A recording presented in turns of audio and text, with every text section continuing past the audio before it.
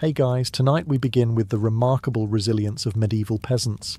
People who endured plagues, wars, taxes and, of course, famine, often all in the same week. So, before you get comfortable, take a moment to like the video and subscribe, but only if you genuinely enjoy what I do here. And let me know in the comments where you're tuning in from and what time it is for you. It's always fascinating to see who's joining us from around the world. Now, dim the lights, maybe turn on a fan for that soft background hum, and let's ease into tonight's journey together. Let's set the scene. You're a medieval peasant. Your name is probably something thrilling like Ildred or Maud. You've got one shirt, one tooth, and one dream. That this year's barley harvest won't betray you like your cousin did at last year's sheep wrestling contest. But fate, and by fate we mean weather, pests, and the occasional Viking, has other plans. It's year 2 of back-to-back crop failures. The wheat has gone on strike, the oats have eloped with mildew, and the only thing growing in your field is resentment. Famine in the medieval world wasn't rare, it was a seasonal guest. Like taxes, but greyer and more bitey. The Great Famine of 1315, 1317, for example, swept across Europe like a very hungry fog. Torrential rains ruined crops, livestock drowned in their own pastures, and grain prices shot up faster than your neighbour's accusations of witchcraft. The first thing to go is bread.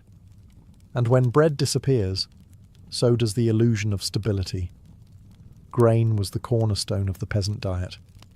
Not because it was particularly delicious, but because it was relatively edible and less likely to bite back. So, what did you do when the granary echoed like a church on Monday morning? You improvised. So it's late autumn, and your last goat has mysteriously run away, except you found its leg boiling in your neighbour's stew pot. Coincidence? Unlikely. Welcome to famine logic, where anything with calories is either a meal or a suspect. In normal years, livestock were your wealth, your power, and your walking cheese dispensers. But in a famine year, they were last resort meals with names.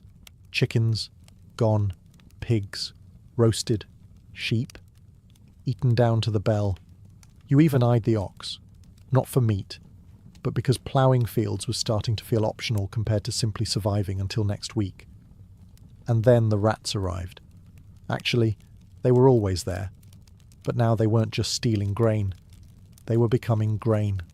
Peasants began setting traps, lighting torches, and getting creative. Roast rat on a stick, rat broth, rat and turnip casserole. If it twitched and ran, it was now part of the protein pyramid. Even cats weren't safe. Fluffy, who once napped on your haystack, is now suspiciously missing, and the pot smells different. Desperation also meant peasants turned to things they wouldn't have touched in ordinary misery. Hedgehogs, crunchy, squirrels, gamey, frogs. Surprisingly posh, if you ignore the screaming.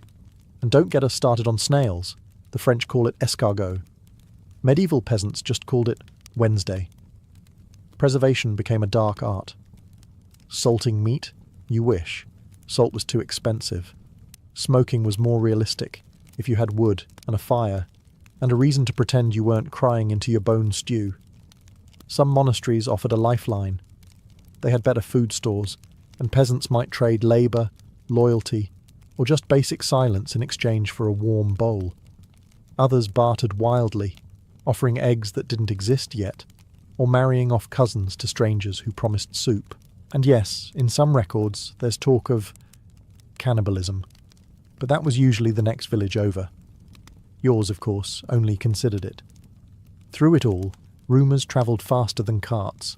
A pig spotted 2 miles away, a merchant with rye, a noble who might donate leftovers. Hope was measured in crumbs and gossip, and if you still had your dog, congratulations. You either had moral restraint, or he was faster than you. First came the seed grain, the portion you were supposed to save for next season. A risky move, like eating your last chess piece in the middle of a losing game, but desperation doesn't do long-term planning. Next, you turned to substitutes. Barley bread became bark bread. Literally. You'd grind tree bark into flour and mix it into dough. The texture? Like chewing through a really aggressive contract. Then came boiled weeds, acorns, and if things got truly dire, shoe leather stew. Not for the taste, more for the mouth activity. Some peasants tried begging in town, others stole. A few very ambitious ones even joined monasteries for the free soup and eternal guilt. Surviving a famine wasn't about thriving. It was about outlasting your neighbour, preferably the one who smelled like turnips and looked a bit too interested in your cat. So, it's late autumn, and your last goat has mysteriously run away, except you found its leg boiling in your neighbour's stew pot. Coincidence? Unlikely. Welcome to famine logic, where anything with calories is either a meal or a suspect. In normal years, livestock were your wealth, your power, and your walking cheese dispensers. But in a famine year, they were last resort meals with names: chickens, gone, pigs, roasted, sheep, eaten down to the bell. You even eyed the ox, not for meat, but because ploughing fields was starting to feel optional compared to simply surviving until next week. And then the rats arrived. Actually, they were always there, but now they weren't just stealing grain, they were becoming grain. Peasants began setting traps, lighting torches and getting creative. Roast rat on a stick, rat broth, rat and turnip casserole. If it twitched and ran, it was now part of the protein pyramid. Even cats weren't safe. Fluffy, who once napped on your haystack, is now suspiciously missing, and the pot smells different. Desperation also meant peasants turned to things they wouldn't have touched in ordinary misery. Hedgehogs, crunchy, squirrels, gamey, frogs, surprisingly posh if you ignore the screaming. And don't get us started on snails. The French call it escargot. Medieval peasants just called it Wednesday. Preservation became a dark art. Salting meat, you wish. Salt was too expensive. Smoking was more realistic if you had wood and a fire and a reason to pretend you weren't crying into your bone stew. Some monasteries offered a lifeline. They had better food stores, and peasants might trade labour, loyalty, or just basic silence in exchange for a warm bowl. Others bartered wildly, offering eggs that didn't exist yet, or marrying off cousins to strangers who promised soup. And yes, in some records, there's talk of cannibalism. But that was usually the next village over. Yours, of course, only considered it. Through it all, rumours travelled faster than carts. A pig spotted 2 miles away, a merchant with rye, a noble who might donate leftovers. Hope was measured in crumbs and gossip. And if you still had your dog, congratulations. You either had moral restraint, or he was faster than you. Let's talk about bread. The humble loaf. The peasant's best friend. And occasionally, its assassin. In a famine year, grain wasn't just scarce, it was dangerously weird. If you managed to find rye or wheat, chances were it had been sitting in a damp barn for months, maybe years. You didn't ask where it came from. You didn't ask why it was glowing slightly. You just thanked the heavens and tried to bake it before it walked away. Enter ergot, a fungus that loved damp rye. Medieval folks didn't know it by name, but they knew its effects. Muscle spasms, hallucinations, burning sensations, and the fun surprise of losing limbs like medieval Lego pieces. Ergot poisoning was known as St. Anthony's fire, because nothing says divine intervention like bread that sets your veins on fire. So yes, the one thing you were counting on not to betray you, betrayed you. Again, the baking process didn't help. Peasants often used communal ovens, and in a famine year, the ovens were like confession booths of despair. You brought your weird flour, your tragic hopes, and you waited for something vaguely edible to emerge. What came out was usually dense, blackened, and about as inviting as a brick with abandonment issues. But it was bread. Sort of. As long as it didn't twitch. Some desperate souls tried to stretch their dough with things that weren't food. Clay, chalk, ground bones, moss. The nutritional value was negligible, but it added that crunchy, medieval texture. Everyone hated and feared. Children were the first to get sick, then the elderly, then the strong. Because famine doesn't discriminate, it just queues you up. Ironically, those with the worst bread fared slightly better. If your loaf was mostly bark and sorrow, it probably wasn't laced with poison, just splinters. People began looking for signs. If a neighbour started twitching mid-sentence or claimed the Virgin Mary told him to lick a turnip, you knew it was time to dump the bread and rethink dinner. In villages with priests, the line between sin and spoiled grain got blurry. Was it divine punishment? Or just bad baking? Either way, the bread you ate could fill you, sicken you, or kill you. Sometimes all three in one sitting. With the fields dead, the bread cursed, and the animals suspiciously absent, it was time to embrace the lifestyle of the forest gremlin. Welcome to Foraging, Medieval Edition. No trendy baskets, no botanical guidebooks. Just you, the woods, and a vague sense that this mushroom might be dinner. Or doom. Peasants knew their local landscape better than most modern GPS systems. Not out of hobby, but because they had to remember which plant made soup and which one made your mouth froth like an angry goose. Trial and error was the unofficial curriculum. Emphasis on error. Nettles were a popular option. Once boiled thoroughly and insulted into submission, they could be eaten without stinging you from the inside. Dandelion leaves? Bitter but edible. Wild garlic. A luxury. It masked the scent of existential dread. Some folks turned to roots, burdock, parsnips, and whatever they could pry from the dirt without alerting the local badgers. Mushrooms were trickier. One bite could either nourish you, or send you on a vivid spiritual journey involving flaming goats and talking clouds, and there were no refunds. Berries? Sure, if you wanted to play the annual game of, is it poison or just very tart? A wrong guess meant your stomach staged a rebellion, and your soul took a walk. Tree bark was also back on the menu again. Elm bark could be ground into flour-like powder. Pine needles made a kind of tea if you were into forest cosplay. Some even chewed on reeds and grass, which, let's be honest, is just sadness in plant form. Children were often sent to forage, not because they were good at it, but because they were small and could fit between thorn bushes. Also, if they didn't return, you knew not to eat whatever they picked. Local wise women, aka unofficial botanists with suspiciously good teeth, were in high demand. Their knowledge of don't-die herbs often kept entire villages going. Of course, they were later accused of witchcraft, because people have never been good at gratitude. Foraging wasn't glamorous. It was scratching survival from the margins. Every meal felt like gambling with nature, and nature usually had better cards.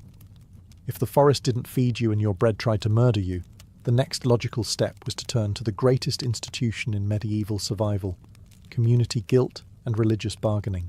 Let's start with your neighbours. In normal times, you'd exchange gossip, maybe a chicken, maybe your cousin in marriage.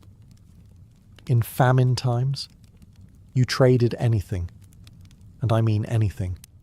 A broken tool, a threadbare tunic, that weird goat-shaped rock you insist is lucky. If it bought you half a turnip, it was a win. The village turned into a bartering circus. I'll fix your roof if you give me soup.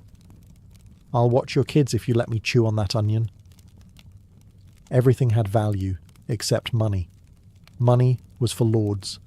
Peasants dealt in onions, favours, and subtle threats. But when even the neighbours ran dry, the next option was divine intervention. Enter the church. Medieval churches were often the best-fed buildings in town.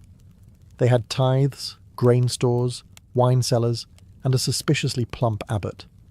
While you were gnawing bark, the monastery still had salted fish and wine, because God, apparently, liked fermented luxury.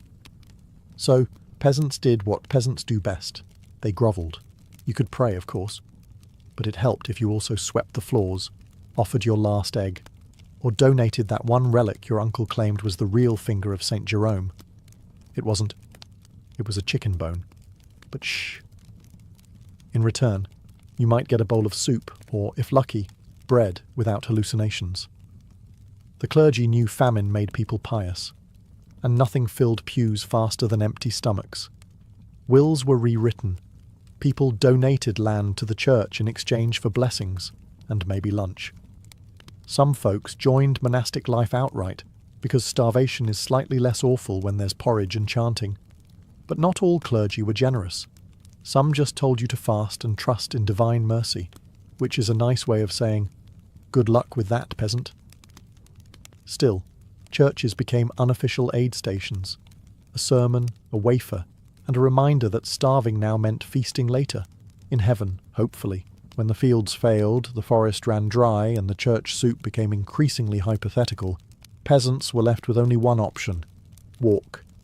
Just pick up and leave. Pack your kids, your goat, and that one pot that hadn't cracked from sorrow, and go find food somewhere, anywhere. Medieval peasants weren't known for wanderlust. Most people were born, married, and died within walking distance of the same dung heap. But famine rewrote the rules. Suddenly, that suspicious rumour from the next valley, "I heard they still have oats in Dunwich," became a beacon of hope, or at least something better than chewing your belt again. So off they went. It wasn't glamorous. There were no caravans with upbeat music and matching cloaks, just gaunt families trudging down muddy paths, dodging wolves and local barons, and hoping to find a village that hadn't already eaten its cats.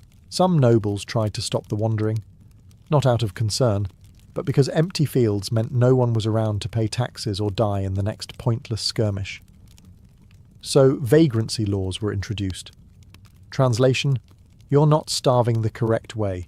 Go home and do it properly. Others welcomed refugees, especially lords who had land but no labour. If you had strong arms and didn't look too plaguey, you might score a spot in someone else's fiefdom. The interview process was simple. Can you swing a scythe? Can you dig? Will you eat rats without complaining? Great, welcome to the team. But moving was risky.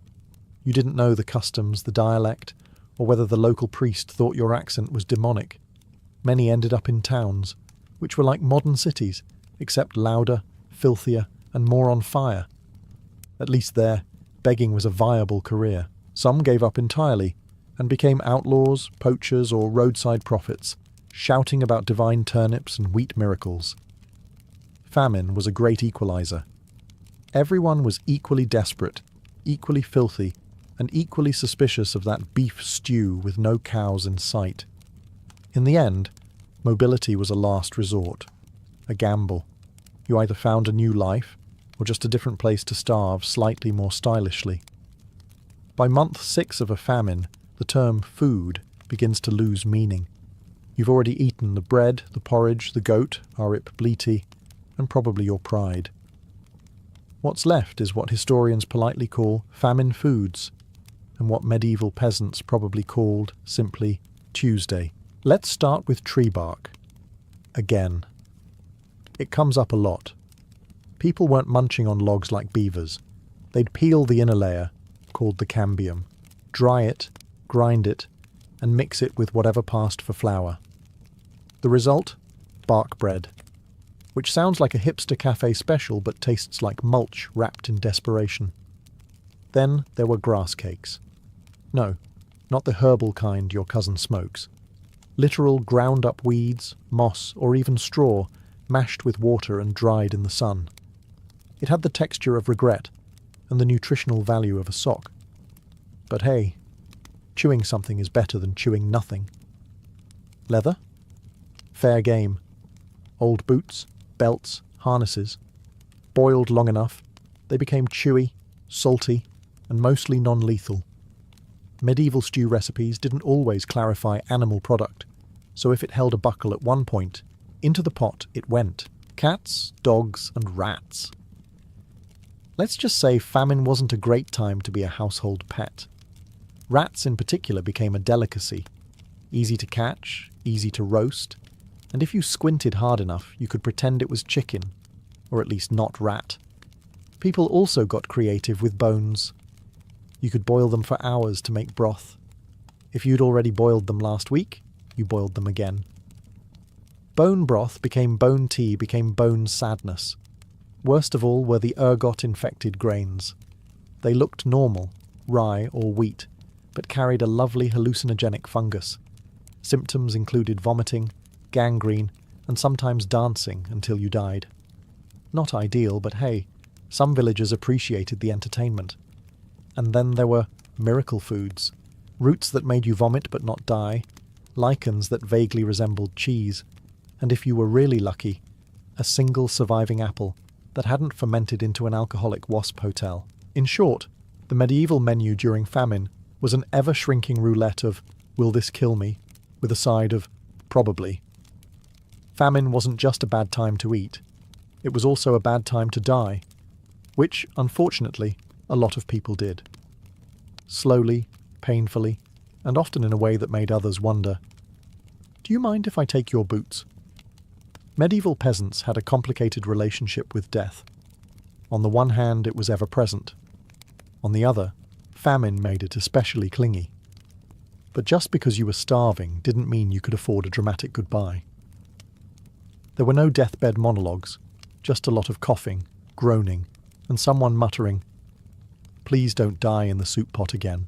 Burial customs had to adjust.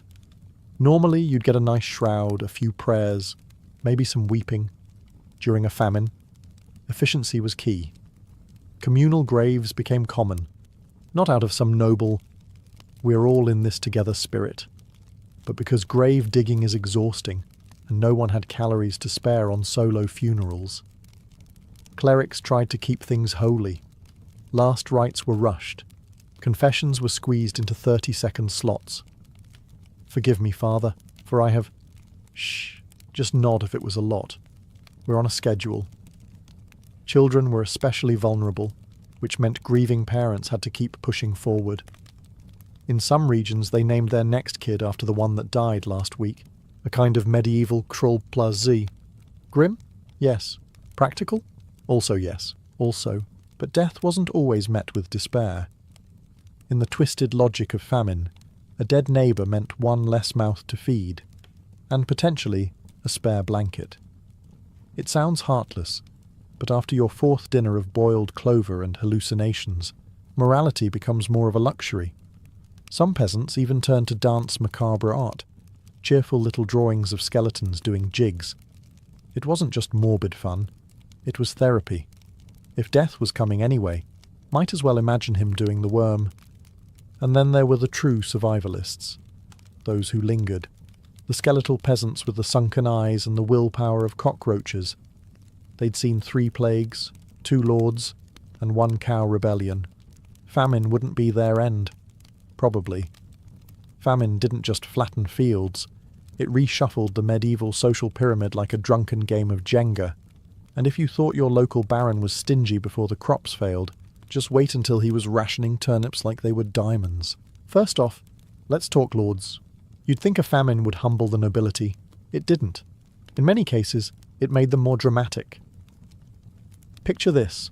Your peasants are withering in the fields, and instead of lowering taxes or distributing grain, your local lord decides it's the perfect time to throw a banquet for himself, with venison and music, probably a juggler too. Why?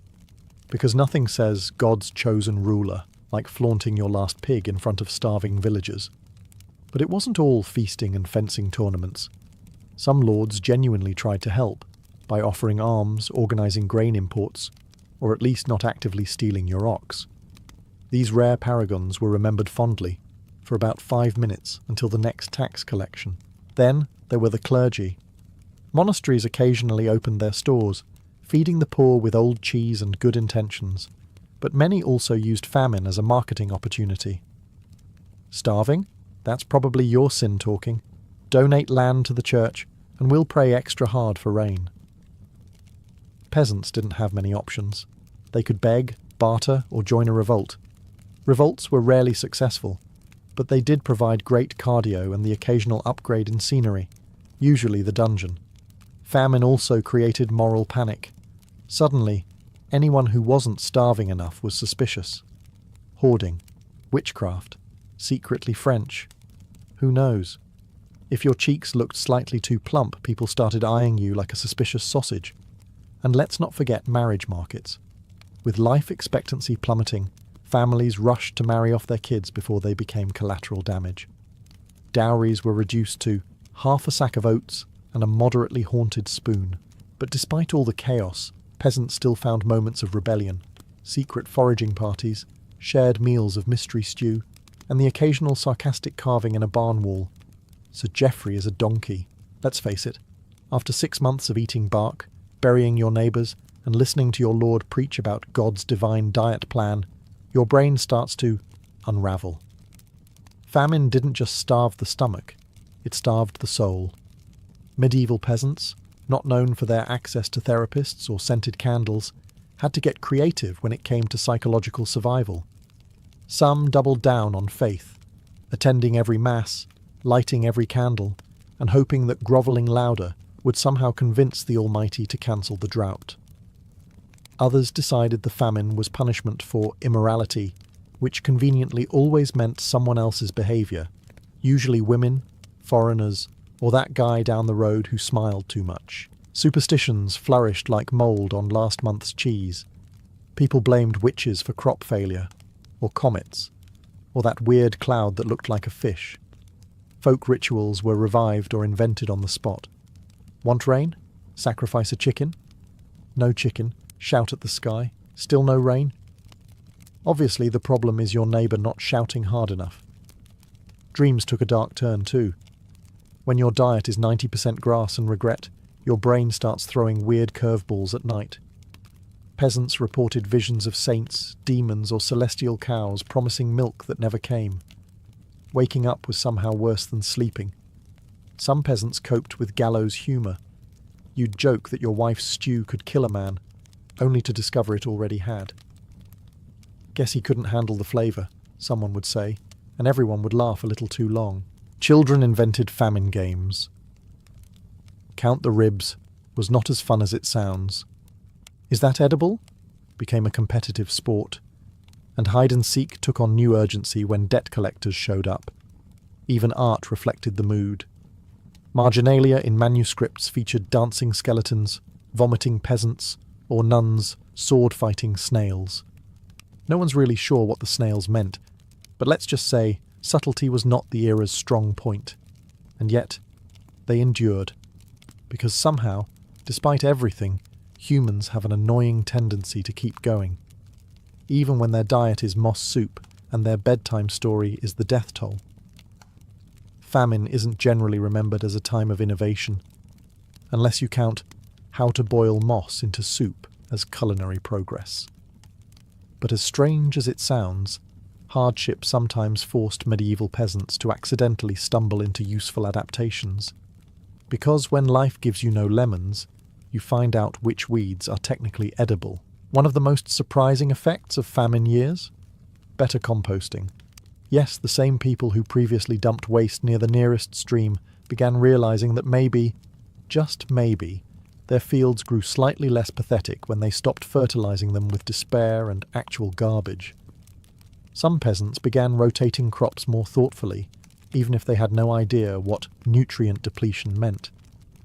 They just knew that when they grew beans after barley, fewer people died. Good enough. Desperation also spurred a strange kind of biodiversity.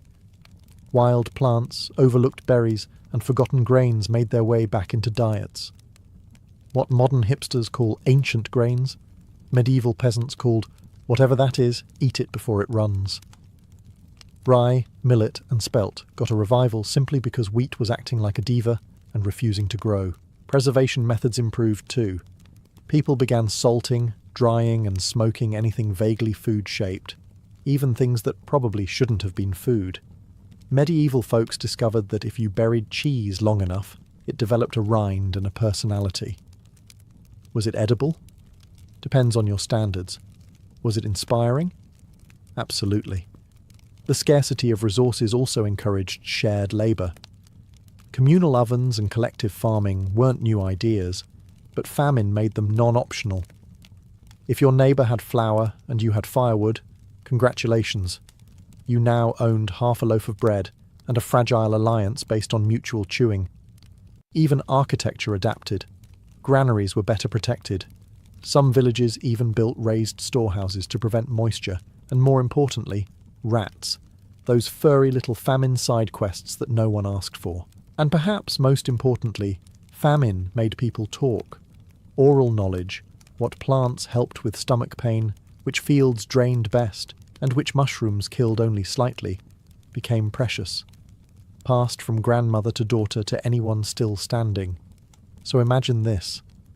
After a full year of chewing tree bark, whispering prayers to the cabbage gods, and boiling your belt for soup, something green starts pushing out of the dirt. Is it food? Real food? Like not cursed by a saint or nibbled by rats? For medieval peasants, the return of the harvest wasn't a celebration. It was more like cautiously dating an ex who swore they'd changed. You wanted to believe it. You hoped this time would be different. But also, you remembered last winter. First came disbelief. That barley's looking awfully confident, one peasant might say, side-eyeing a promising field like it owed him money. Then came superstition. Maybe it's a trick. Maybe it's a demonic barley. Should we burn it? Bless it? Sacrifice Jeff? Still, hunger eventually overruled suspicion. Once the harvest looked stable, everyone got to work. And fast. There was no medieval version of a harvest festival with wine, music and hay rides. It was more like a high-stakes race against time, weather, and your neighbour who claimed that field was his, actually. Grain was gathered with the reverence of holy relics. People wept at the sight of actual loaves. Families that had been surviving on lichen and sarcasm finally shared meals with more than one ingredient.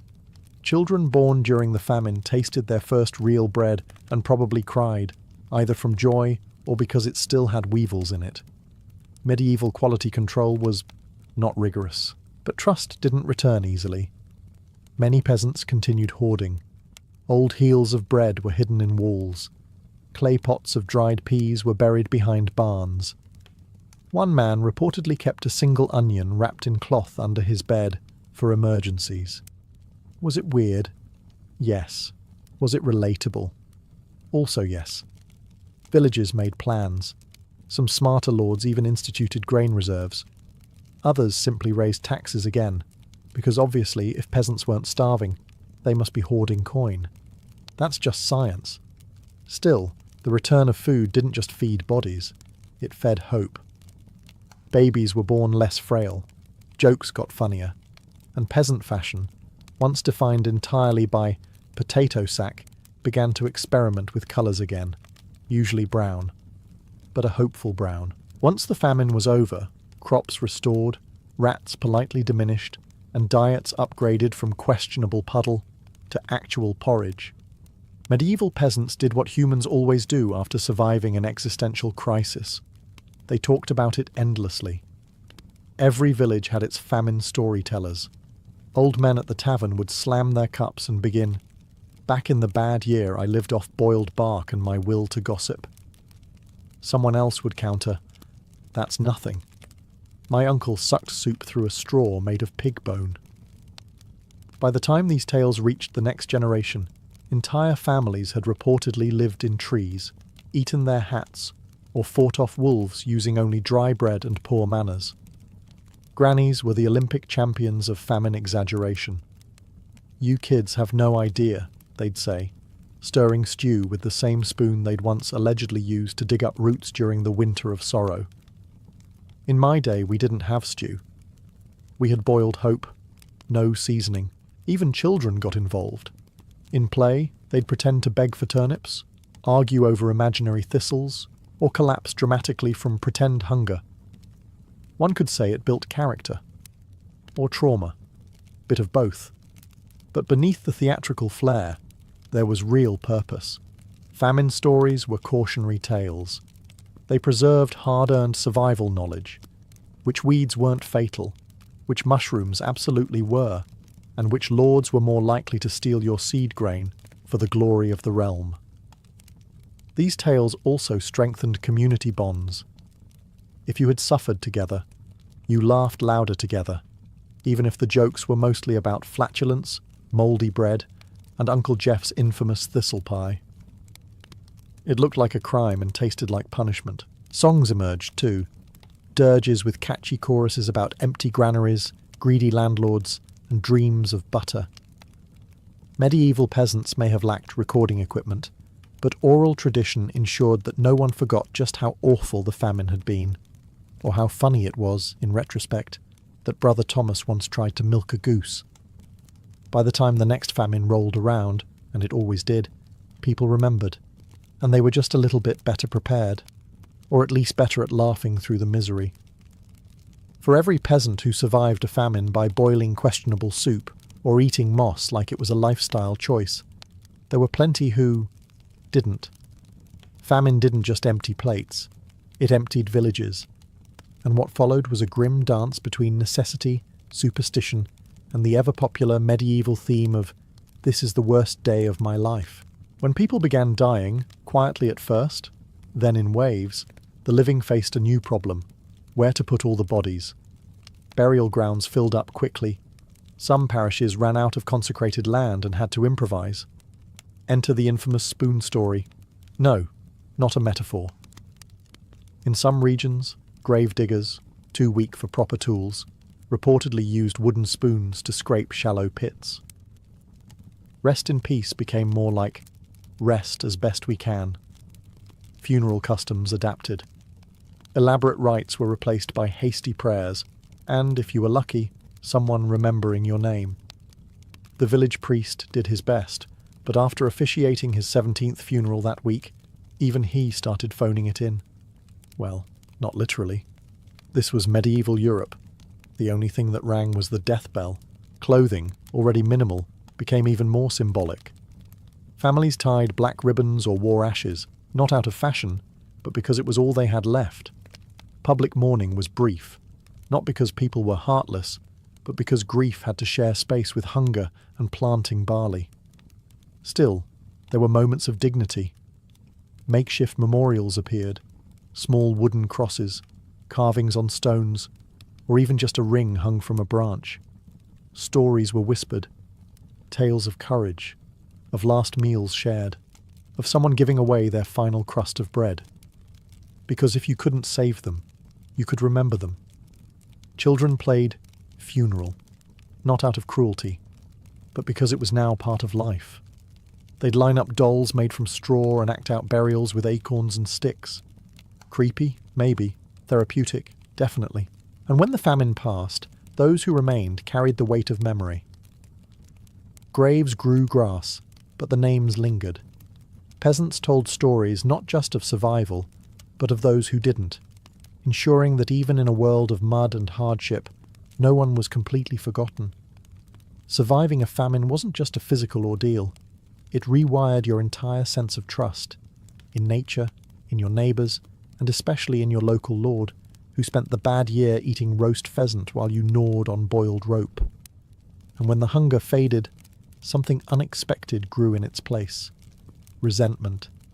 Peasants, once humble and docile, mostly because their legs were too weak for rebellion, began to notice patterns, like how their overlords somehow always had food, or how the grain stores were empty for the poor, but miraculously full when the taxman showed up.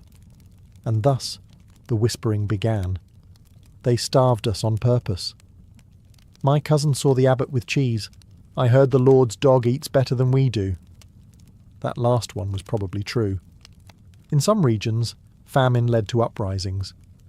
Peasants didn't have swords, but they did have pitchforks, hoes, and the kind of rage only achievable after 3 consecutive dinners of dried nettles. Riots flared in market squares. Granaries were raided. Occasionally, a noble found himself locked in his own wine cellar by people who no longer thought divine right included stealing barley. Of course, most rebellions were swiftly and violently crushed. That's the thing about revolts. You can't outrun knights on a donkey. But the fear stuck. Lords began investing in sturdier locks, higher towers, and even guards for their grain stores. You know things are tense when you need armed protection for a sack of oats. Some monarchs, the ones with more brains than bloodlust, took a different route. They introduced grain regulation, emergency granaries, market controls, not because they cared, necessarily, but because starving peasants are quiet. Angry, fed peasants are organised. Famine survival even reshaped law. A peasant caught stealing a loaf during the famine might once have lost a hand. Afterward, they might be forgiven. After all, everyone remembered that year when justice starved right alongside mercy. So, how did medieval peasants survive a famine year? Through desperation, ingenuity, blind luck, and when needed, the courage to challenge a system built on their hunger.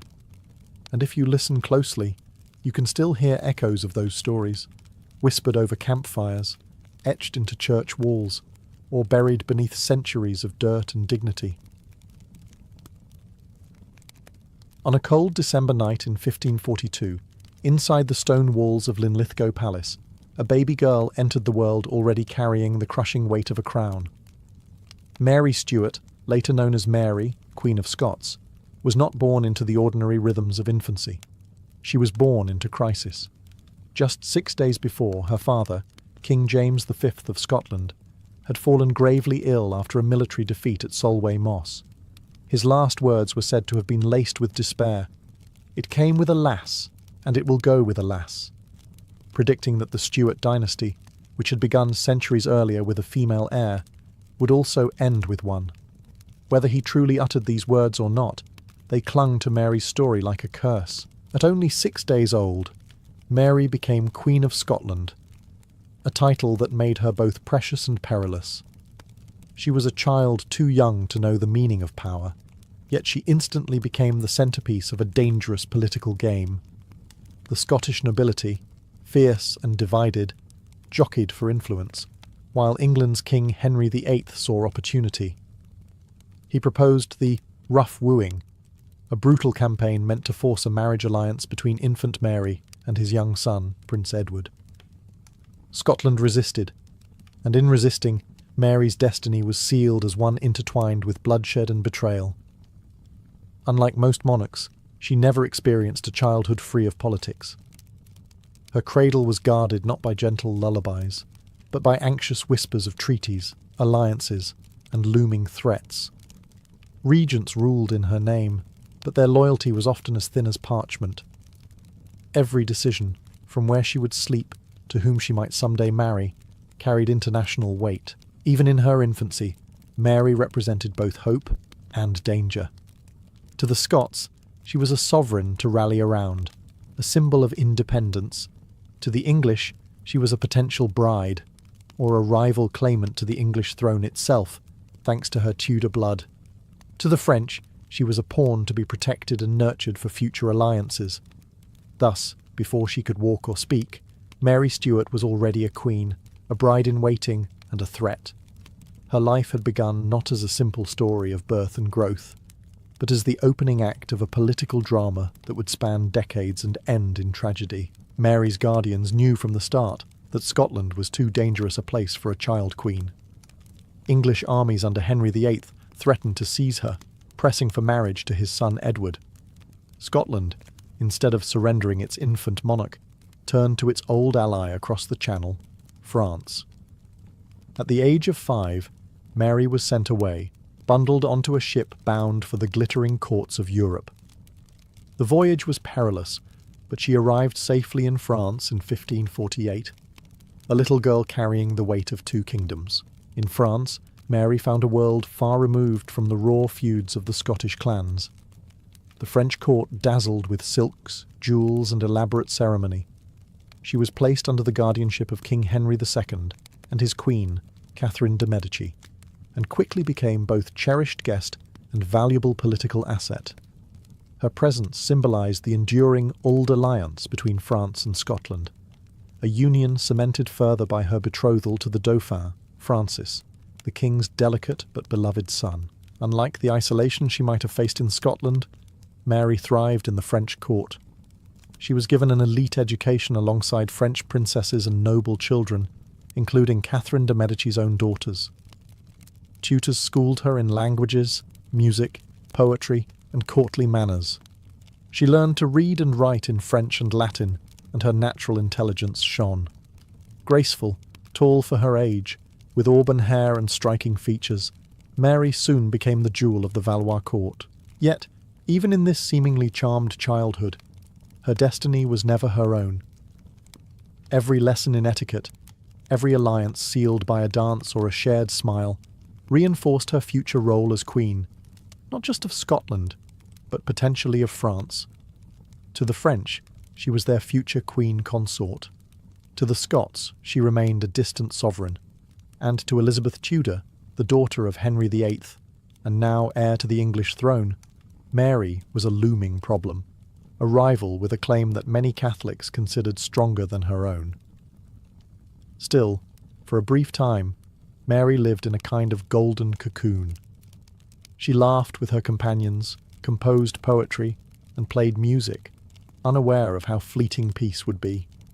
The French court raised her not as a Scottish outsider, but as one of their own, a queen in waiting, destined to step onto the great stage of Europe.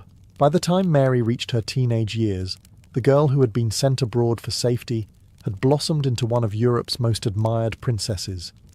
Intelligent, eloquent, and unusually tall for a woman of her time, she stood out in the French court, not just for her striking appearance, but for her poise.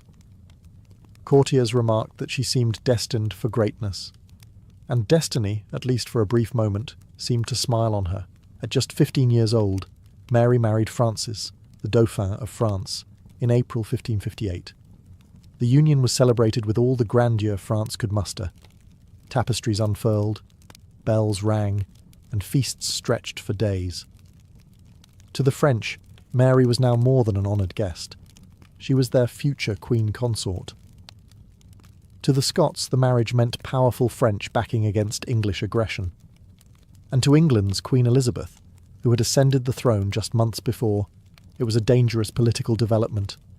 Mary's claim to the English crown, through her grandmother, Margaret Tudor, sister of Henry VIII, was already strong. As the wife of the French heir, she now had the might of Catholic Europe behind her.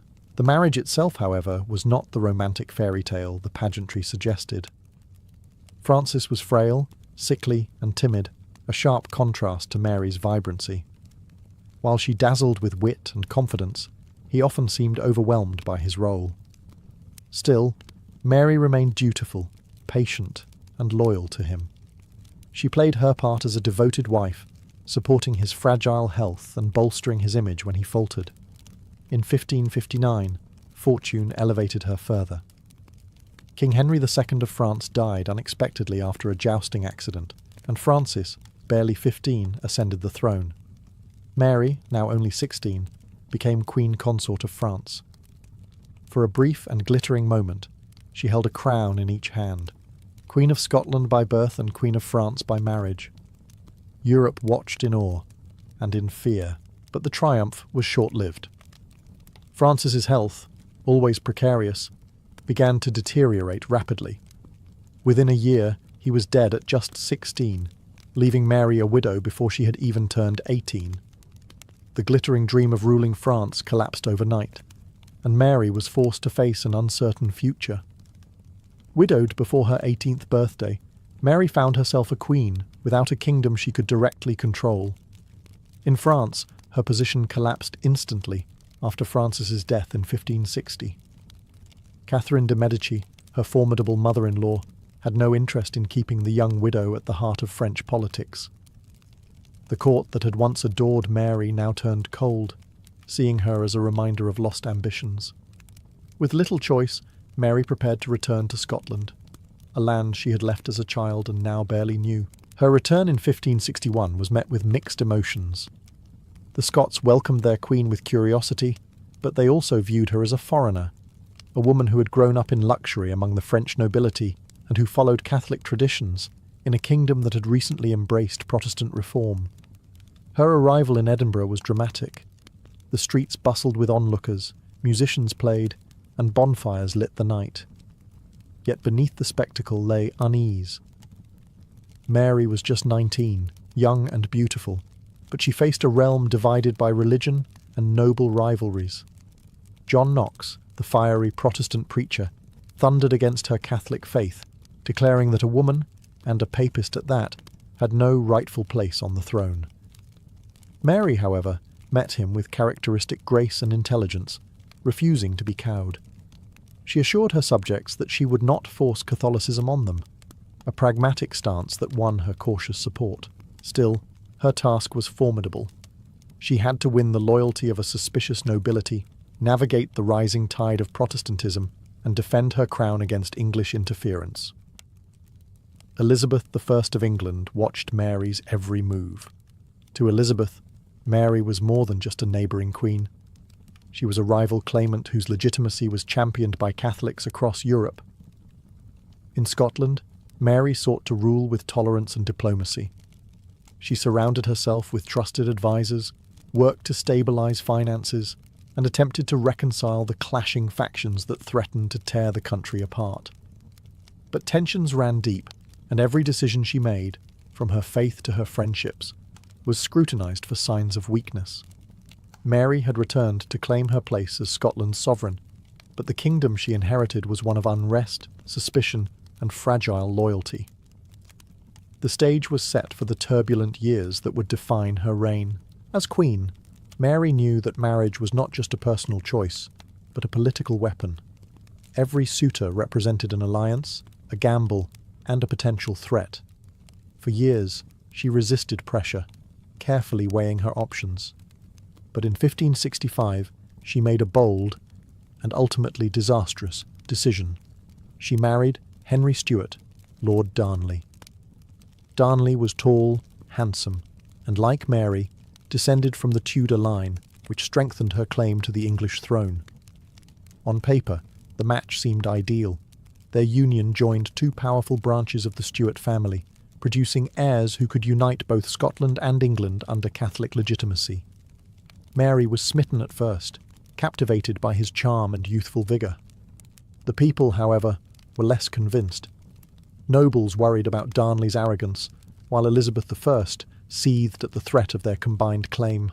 At first, the marriage brought Mary joy and a sense of renewed purpose.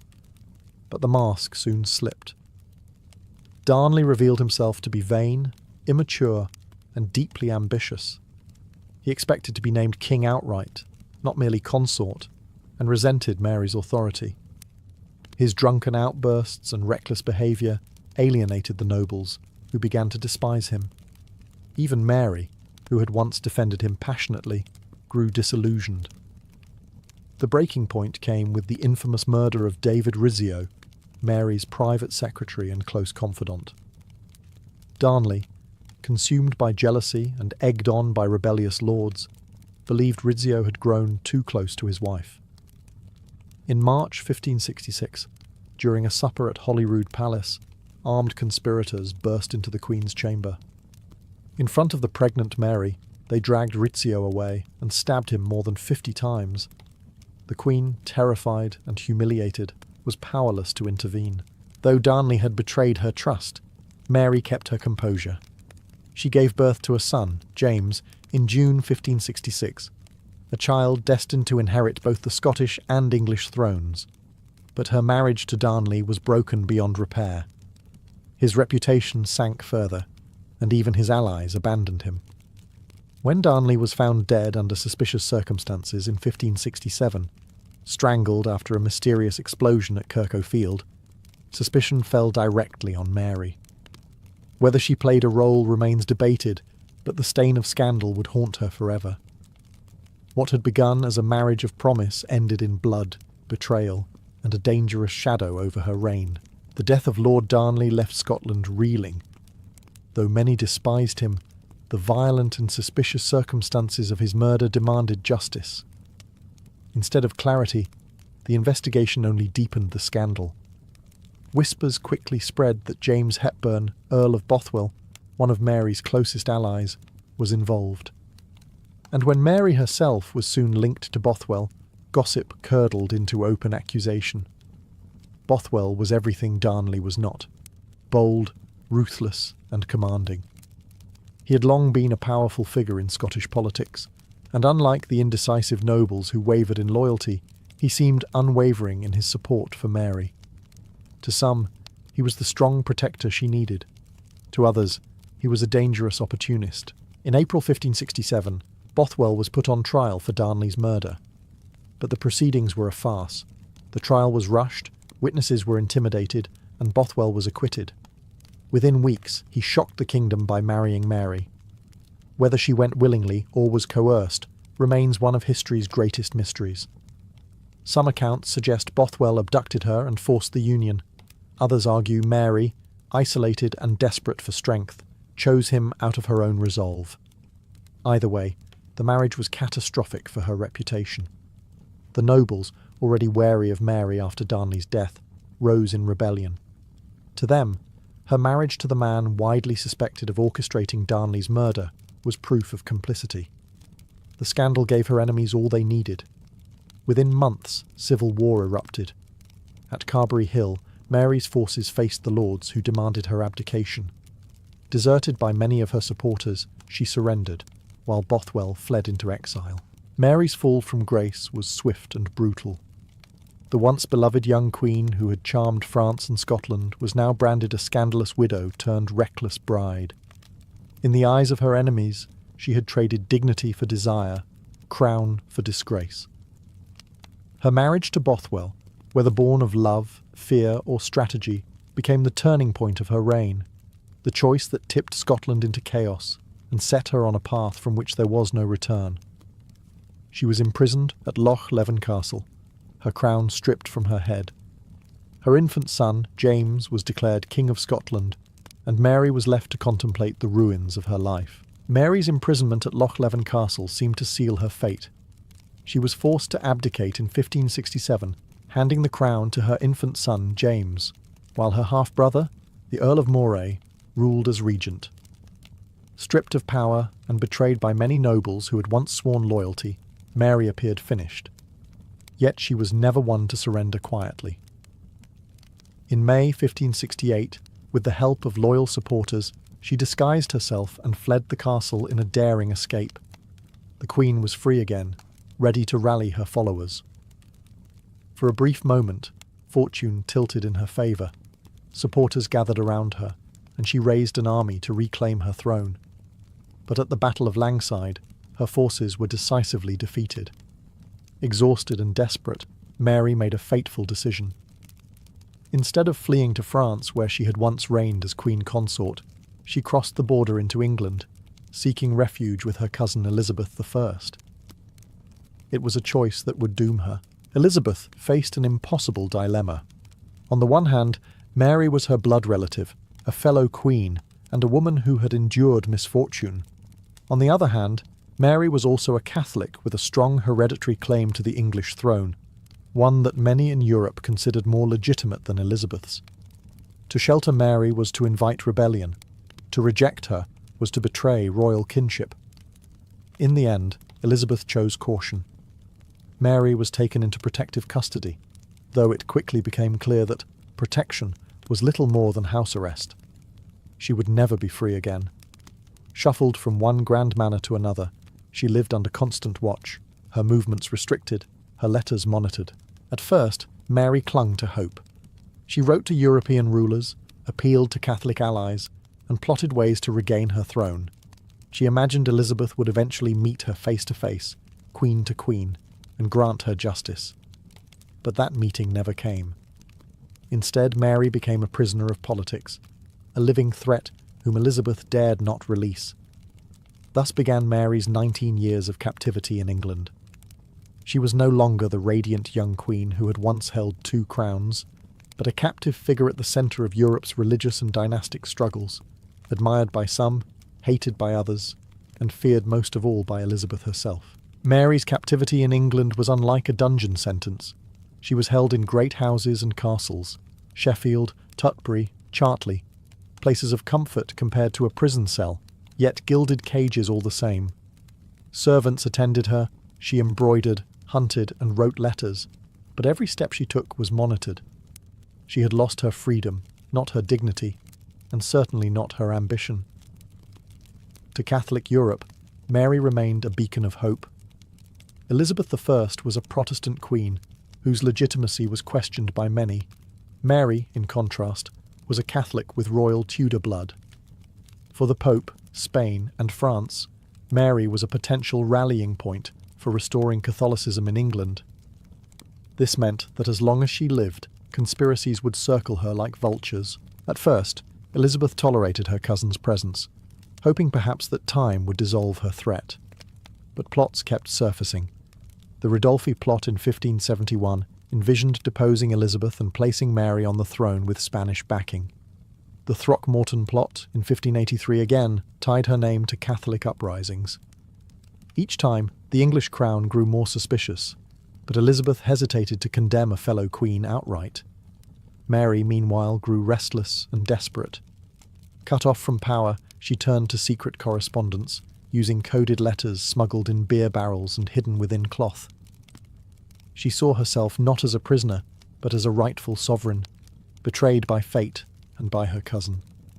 She dreamed of freedom, of reclaiming her throne in Scotland, or even of ruling England in Elizabeth's place. The breaking point came with the Babington Plot of 1586.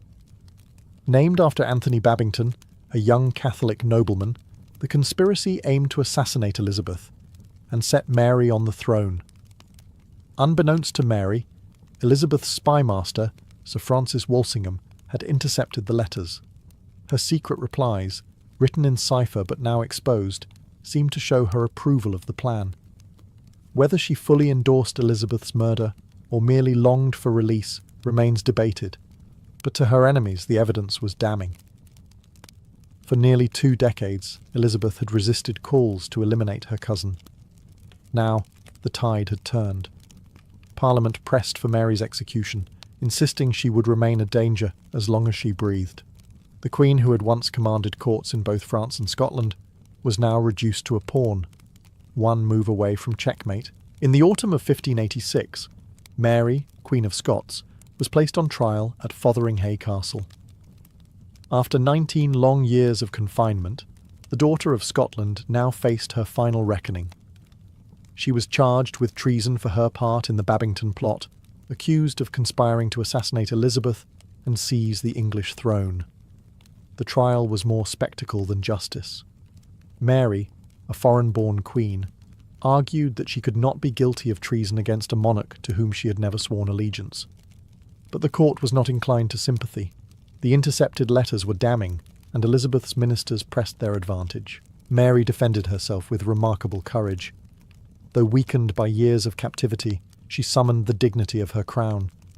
She reminded her accusers that she was a sovereign, not a subject, and that her fate had been shaped as much by political necessity as by personal ambition. "Look to your consciences and remember that the theatre of the whole world is wider than the kingdom of England," she declared, appealing not just to the judges before her, but to history itself. The verdict was never in doubt. Mary was found guilty and sentenced to death. Elizabeth hesitated, torn between kinship and necessity. To execute a queen set a dangerous precedent. What if her own subjects took it as permission to rise against her? Yet keeping Mary alive meant endless plots, endless danger. At last, with great reluctance, Elizabeth signed the death warrant. On February 8, 1587, Mary was led to the execution chamber at Fotheringhay. Dressed in black, she appeared every inch the Queen, composed and serene. Beneath her gown, she wore crimson, the colour of martyrdom. Kneeling before the block, she prayed for her son, James, and forgave her executioners. The first axe stroke was clumsy, the second more decisive, and with the third, the life of Mary, Queen of Scots, was ended. She was 44 years old. Her death sent shockwaves through Europe. To Catholics, she was a martyr. To Protestants, a cautionary tale. Her son, James VI of Scotland, would one day inherit Elizabeth's throne as James I of England, uniting the crowns she had so desperately sought to join. Mary's life was a tapestry woven with love, betrayal, and ambition. Crowned as an infant, imprisoned for half her years, and executed as a traitor, she left behind a legacy as one of history's most tragic and captivating queens. In the Middle Ages, The Scottish diet was defined less by choice than by necessity, and no food symbolised that reality better than the oat. Hardy, dependable, and unpretentious, oats were the grain that thrived where wheat and barley often failed. The Scottish climate, with its cold winds, short summers and frequent rains, did not lend itself to golden fields of wheat like those in England or France. Instead, it was the modest oat that grew strong in poor soils, stubbornly surviving where other crops withered. This resilience made it the cornerstone of Scottish sustenance. Every household, from peasant crofters to minor lairds, relied on oats as their daily bread, quite literally.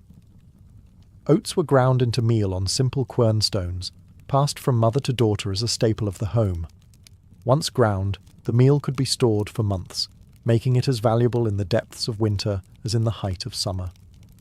Families stirred it into thick porridge, pressed it into oatcakes, or boiled it into broths that stretched meagre supplies of meat and vegetables. Without oats, most Scots would not have survived the leanest years. The oats role was not glamorous, but it was vital. In a society where hunting rights were often restricted and imported, luxuries were scarce, oats were democratic, the food of everyone, from shepherds on the hillsides to monks in monasteries. They were the grain of endurance, eaten plain during hard times and flavoured with honey, butter or herbs when fortune allowed. Oats provided not only calories, but also a sense of stability in a world that was often uncertain. Travellers crossing the Highlands carried sacks of oatcakes, hard and dry but filling, tucked into packs for long marches. Soldiers too depended on them, knowing that in the field a bannock made from oatmeal and water could keep them alive when supplies ran low. The grain became tied to identity itself, marking Scots as practical, hardy people shaped by their land and its limitations. To the medieval Scot, oats weren't just a crop. They were the foundation of survival, a daily reminder that strength lay not in luxury, but in endurance. Without oats, there would have been no bread, no porridge, and no broth. In every sense, this humble grain was the backbone of life. If porridge was the daily fuel of medieval Scotland, bannocks were its soul. These flat, round oatcakes were as common as the hearth itself, cooked on griddles known as girdles, or even directly on heated stones beside the fire. The ingredients were simple: oatmeal, water, and sometimes a pinch of salt. Yet from this humble mixture came one of the most versatile and beloved foods of the Middle Ages. The beauty of the bannock was its adaptability. A poor crofter's bannock might be nothing more than oats and water, quickly baked to provide sustenance after a long day in the fields. By contrast, a wealthier household could enrich theirs with butter, milk, or eggs, transforming it into something softer, richer, and more filling. Herbs, onions, or even dried fruits were sometimes added when available, making the bannock not just a meal, but a small luxury. Cooking was straightforward, but deeply tied to tradition. Women of the household, who oversaw most of the daily preparation, would spread the dough thin and place it onto a hot girdle suspended over the open hearth. The smell of toasted oats filled the home, mingling with wood smoke, becoming a sensory anchor of family life. Bannocks were eaten fresh when possible, but they also kept well, especially when dried, making them practical provisions for journeys. Travellers and soldiers alike tucked them into packs, knowing these sturdy oatcakes could survive damp weather and hard conditions. Bannocks also carried ceremonial weight. They were not just food, but markers of time and tradition. Special bannocks were baked for festivals and seasonal rituals. Beltane bannocks at the start of summer, Lammas bannocks for the harvest, and Yule bannocks during winter festivities. In these moments, a simple oat cake became something more, a symbol of community, continuity, and survival through the seasons. What made the bannock remarkable was not extravagance, but reliability. It was filling, transportable, and endlessly adaptable to circumstance.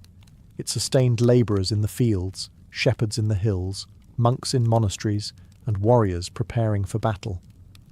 Though outsiders sometimes mocked the Scottish reliance on oats, for those who lived among the heather and rain, bannocks were proof of resilience, food that was simple, sustaining, and utterly their own.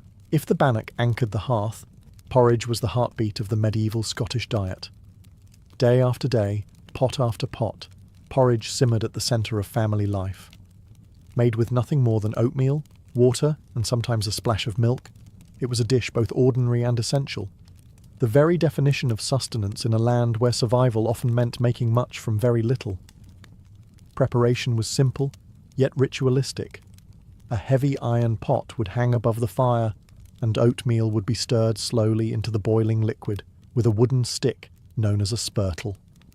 The stirring had its own rhythm, passed down through generations, with the goal of preventing clumps and keeping the porridge smooth.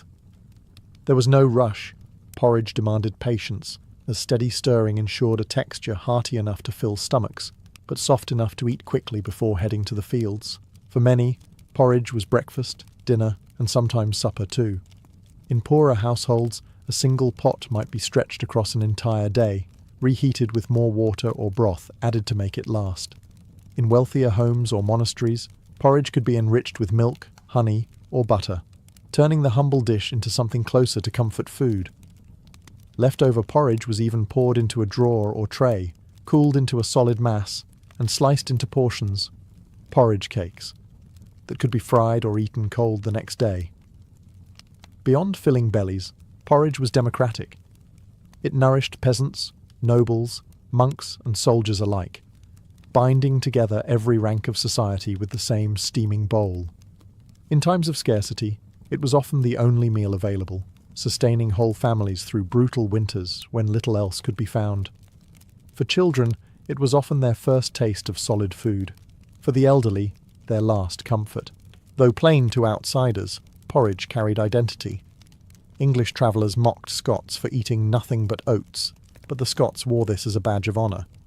Where others might starve, they endured thanks to the resilience of oats and the simplicity of porridge. Each spoonful was proof that strength came not from extravagance, but from perseverance. Porridge was more than food. It was survival, community, and culture simmered together in a single pot. Every morning in medieval Scotland, as the spurtle stirred, life itself was renewed. If porridge was the daily rhythm, broth was the melody that gave variety to the Scottish table. In the Middle Ages, broth wasn't simply a dish. It was a way of stretching whatever ingredients a household had on hand, transforming scraps and humble vegetables into something filling, warm, and sustaining. At its heart was oatmeal once again, used not as the star, but as the quiet thickener that turned a thin soup into a meal. The base of most broths was kale, leeks, onions, or whatever greens could be grown in small plots or foraged nearby. Into this went salted meats when available, a strip of bacon, a piece of ham bone, or salted herring cut into chunks. Venison sometimes made its way into the pot too, but that was more common in households with access to hunting rights. For peasants, meat was rare and precious, often appearing only on feast days or through barter. For them, the broth was mainly vegetables, oats, and herbs like parsley or thyme, with the occasional surprise of marrow or fat for flavour. Cooking broth was a communal act. A large cauldron would hang over the fire, and into it went whatever could be spared. Families ate from the same pot, dipping ladles or chunks of bannock directly into the steaming liquid. Broth was not only filling but also practical. It could simmer for hours, even days, with fresh ingredients added whenever possible. This constant, perpetual stew was especially valuable during harsh winters, when food supplies had to be stretched to their absolute limits. Broth also carried medicinal weight in the minds of medieval Scots. Hot, hearty liquid was thought to strengthen the weak, revive the sick, and warm the weary after long hours in the fields. Monks prescribed it to patients in infirmaries, while mothers relied on it to nourish children during illness. In a society where medicine was rudimentary and winters were cruel, a pot of broth was both comfort and cure. Though modest, broth was adaptable to fortune. For nobles, it might be flavoured with game, spiced with imported pepper, or enriched with butter. For peasants, it was often just kale, oats, and salted water. Yet in both forms, it reflected the same truth. Survival in Scotland depended on making the most of what the land and sea offered. In every smoky hall and crofter's hut, broth filled bellies, bound families, and reminded all who ate it that life could be sustained with little more than patience, oats, and a simmering fire. While oats, bread, and broth kept the hearth warm, the sea provided Scotland with another lifeline: fish. In the Middle Ages, salted herring became one of the most important staples, feeding villages, monasteries, and even armies. With miles of rugged coastline and countless lochs and rivers, fish were abundant, but it was preservation, the salting, smoking, and drying, that turned herring into the backbone of Scotland's trade and diet. Fresh herring was eaten when possible, grilled over open flames or boiled in broth. But most of the catch was salted, packed into barrels, and stored for leaner months. This simple preservation technique ensured that fish could travel inland to regions far from the coast, reaching Highland crofters who otherwise had little access to fresh catches. For many, salted herring was the most reliable source of protein they could afford. The Church's influence also shaped its popularity. With strict fasting rules that forbade meat on Fridays, during Lent, and on other holy days, fish became the obvious substitute. Herring, cheap and plentiful, filled this religious gap perfectly. Monasteries consumed it in great quantities, often with oats or kale broth to bulk up the meal. For peasants, salted herring dipped into porridge or paired with bannocks was a common sight on the table, especially in winter. Fishing also tied Scotland into a wider medieval economy. The North Sea was a hub of trade, and Scottish ports bustled with merchants exchanging salted herring for wine, cloth, and spices from the continent. Herring barrels became as valuable as coin, sustaining both local diets and international commerce. But for ordinary families, the meaning of herring was far more practical. It was the taste of survival, a sharp, salty contrast to the blandness of porridge and bread. It gave variety when diets risked monotony, and it delivered strength for labourers who needed protein to endure long days in the fields or at sea. Children grew up gnawing on salted fish. Travellers carried it wrapped in cloth. Soldiers marched with it as part of their rations. In short, herring was not a delicacy, but a lifeline, the sea's enduring gift to a land where the soil was stingy. Alongside oats, it formed the dual pillars of the medieval Scottish diet: grain from the earth, fish from the waters, together sustaining a people shaped by both land and sea. Chapter 6. The green strength of kale. If oats were the backbone and herring the protein, then kale was the green muscle that held the Scottish diet together. In the Middle Ages, kale wasn't just a vegetable, it was a cornerstone of survival.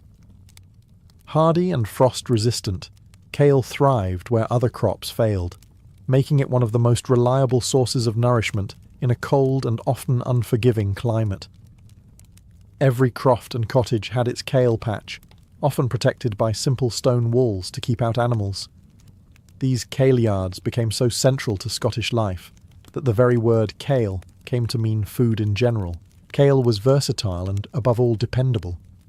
It could be harvested year-round, even in the depths of winter, when most other plants withered.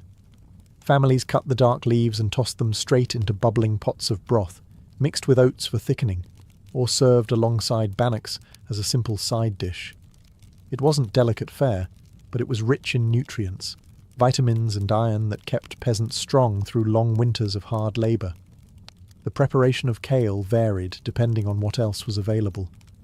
In poorer households, it was often boiled with nothing but water and oatmeal, creating a thin but sustaining kale broth.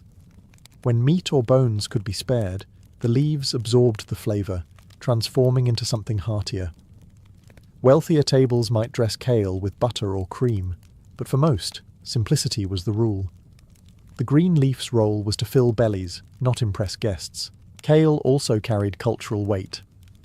The kaleyard was not just a garden, it was the heart of the household, the daily provider that ensured survival. The phrase kaleyard literature would later be coined in Scotland to evoke homely, rural life, a testament to how deeply kale was woven into identity. In medieval times, it symbolised endurance, the crop that never failed, the green that kept people alive when oats alone could not. Children grew up on kale broth, The elderly relied on it when teeth and strength gave way, and workers drank it down before heading into the fields. Like oats, kale was mocked by outsiders for its plainness, yet for Scots, it was the quiet hero of their diet. Together with porridge and salted herring, it completed the holy trinity of survival foods, proof that sustenance came not from extravagance, but from resilience. For most medieval Scots, meat was a luxury, not a staple. Daily sustenance came from oats, kale, and broth, while salted herring or the occasional egg supplied protein. But when meat did appear on the table, it carried both prestige and celebration. Among all meats, venison stood apart. It was the food of lords, hunters, and festivals, rare, coveted, and symbolic of power. Venison was not freely available to everyone. In Scotland, as in much of medieval Europe, hunting rights were tightly controlled. Forests and deer parks belonged to nobles, and common folk risked severe punishment if caught poaching. This meant that for peasants, the chance to taste venison was exceptional, perhaps during a feast provided by a laird, or when scraps trickled down from noble kitchens. For most, the closest they came to deer was hearing hunting horns echo through the glens. For the nobility, however, venison was a mark of status. Great hunting parties were both sport and spectacle, with trained hounds and archers bringing down stags and does. The kill was celebrated, the meat shared in banquets where roasted venison took pride of place. Richly seasoned with imported pepper, cloves, or cinnamon, luxuries brought through trade, venison was transformed into pies, roasts, and stews that contrasted sharply with the simple oat and kale fare of the peasantry. Still, even among the wealthy, venison was more than indulgence. It was tied to the rhythm of the seasons. Autumn hunts not only provided meat for immediate feasting, but also allowed carcasses to be salted or smoked for winter storage. Venison preserved in this way became part of larders that sustained castles and abbeys through the dark months when fresh food was scarce. The symbolic power of venison also resonated in the culture of the time. Deer were seen as noble animals, swift and elusive, their pursuit echoing ideals of bravery and skill. To eat venison was to partake in that nobility, reinforcing the hierarchy between those who could hunt and those who could only dream of it. For medieval Scotland, venison was never the daily bread. It was the taste of rarity, a fleeting encounter with richness in a life otherwise marked by simplicity. When it graced the table, whether in a lord's hall or trickled down to a humble hearth, it reminded all who ate it of the deep divide between feast and famine, privilege and survival. Food in medieval Scotland wasn't just about survival. It was also about faith. The rhythms of the church shaped when, what, and how people ate. With the Catholic calendar governing nearly every aspect of life, fasting and feast days created a cycle that alternated between restriction and indulgence, scarcity and celebration. Fasting was strict and frequent. On Fridays, during Lent, and on numerous holy days throughout the year, meat was forbidden. For the average Scot, this was less of a burden than it might sound. Meat was rare for peasants even on ordinary days. But during fasting, the diet narrowed further. Fish, especially salted herring, became the default substitute, alongside oats, kale, and simple broth. Monasteries and churches enforced these rules rigorously, ensuring that even nobles had to observe them, though wealthier households still found creative ways to make fasting fare more palatable with imported spices or rich sauces. Feast days, however, turned the tables entirely. Religious festivals like Easter, Christmas, or local saints' days became opportunities for abundance. Nobles hosted lavish banquets where venison, beef, mutton and pork were roasted and served with flagons of ale and wine. Minstrels played, torches burned, and platters overflowed. For peasants, feast days were a welcome respite from monotony, offering communal meals where extra bannocks were baked, broth thickened with more meat than usual, and ale flowed more freely. These celebrations provided not just nourishment, but joy, a reminder that life was more than toil and survival. Even in smaller households, feast days were marked with symbolic foods. Special bannocks or oatcakes were baked for Beltane and Lammas, while Yule might see broth enriched with what little meat could be spared. These traditions gave ordinary people a sense of participation in the sacred calendar, binding their diet to the passage of time and the turning of the seasons. The balance between fasting and feasting also reinforced social hierarchy. Nobles demonstrated wealth with extravagant spreads, while peasants celebrated with what modest abundance they could manage. Yet both shared in the same rhythm, abstaining together, rejoicing together, and tying food to faith in a way that gave meaning to the most basic act of eating. In medieval Scotland, oats and fish might keep one alive, but feast days and fasting gave food its spiritual and cultural weight. The table was not only a place of nourishment, but also a reflection of devotion, discipline and community. The medieval Scottish diet was rarely abundant, but it was remarkably resilient. Built on oats, kale, broths and salted fish, it reflected a people shaped by their land, a rugged country where the soil was poor, the weather harsh, and survival demanded practicality over extravagance. Yet out of this simplicity came traditions that endured for centuries, forming a cultural identity tied as much to the hearth as to the battlefield. What made the Scottish table unique was its reliance on foods that outsiders often mocked. English travellers sneered at Scots for eating nothing but oats, while continental observers found their fare plain compared to French banquets or Italian feasts. But such criticism missed the point. Oats, kale and herring weren't marks of poverty. They were emblems of resourcefulness. They allowed ordinary people to withstand winters that might have broken less hardy communities. They made Scotland self-sufficient, rooted in what the land and sea could reliably provide. This diet also carried a democratic spirit. While nobles enjoyed venison, spiced roasts, and imported luxuries on feast days, they too relied on oats and broth in their daily lives. Soldiers marching into battle, monks in their cloisters, crofters tending sheep, and children in smoky cottages all shared the same staple foods.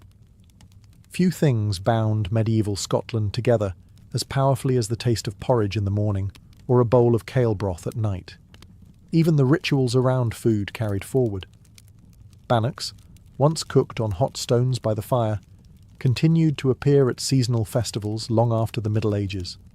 The kailyard, that small patch of greens by every cottage, became a symbol of homely tradition, and the rhythms of fasting and feasting, dictated by the church, left echoes in later folk customs and celebrations. Perhaps the greatest legacy of this simple diet was endurance. Scots did not eat to impress, they ate to live, and in doing so created a cuisine that was plain but sustaining, modest but deeply tied to their identity. Even today, porridge, oatcakes and hearty broths are remembered not only as foods, but as cultural touchstones, reminders of ancestors who survived with little more than patience, ingenuity and the humble oat. The medieval Scottish table may not have glittered with extravagance, but it stood as a testament to resilience, a quiet strength nourished by bannocks, broth, and the green strength of kale. By the summer of 1099, the warriors of the First Crusade were ghosts of the great host that had left Europe 3 years earlier. They had set out under the banner of Christ, called by Pope Urban II to reclaim the Holy Land. Some had been driven by faith, others by hunger for land, wealth, or absolution of sins. But whatever their reasons, the march across continents had burned away illusions. Those who remained were scarred by hardship, whittled down from nearly 60,000 crusaders to perhaps 12,000 fighters. Their journey had been a crucible. Crossing Anatolia, they endured blistering heat, ambushes from Seljuk horsemen, and crippling shortages of food and water. At Antioch in 1098, they had faced one of the most harrowing sieges of the Middle Ages, starving in filth and gnawing on leather scraps while corpses piled high. Many deserted. Others perished from hunger or plague. Yet when the city finally fell, it only steeled the survivors.